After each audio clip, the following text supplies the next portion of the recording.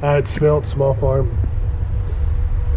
Got Wayne here, my super mechanic. I just want to show you this 1104 and what you need to do in case you have a delay between forward and reverse.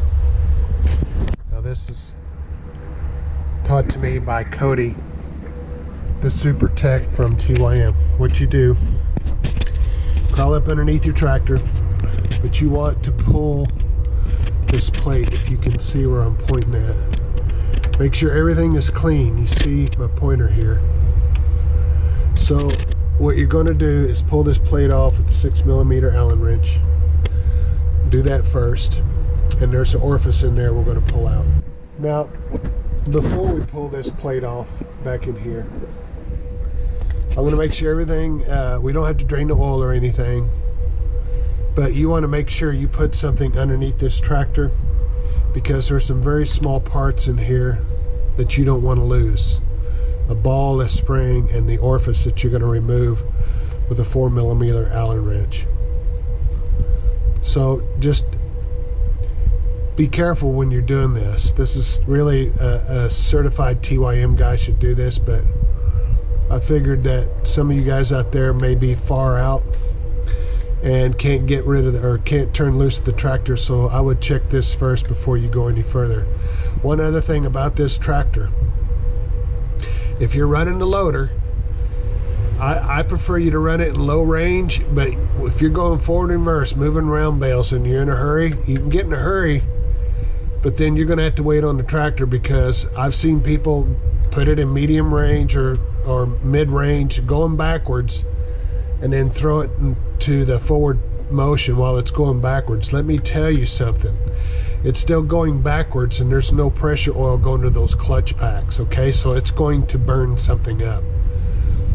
So it's not a forklift, it's not a backhoe, so what you need to do is come to a full stop before changing directions. You do that, it'll keep your tractor out of the shop. Okay, now we removed the outer portion of the valve body, and I'm holding the flashlight in there. And what I wanted you to know is that once you get that plate off, be careful not to drop anything. There's a spring there. Wayne, put your finger on that spring.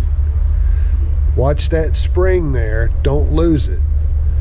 Okay, so remove that spring and get you a small magnet and get this ball out of there. Now this is something that you want to do. You can do it in the field, but you better put something underneath the tractor so you don't lose anything. So there's the ball.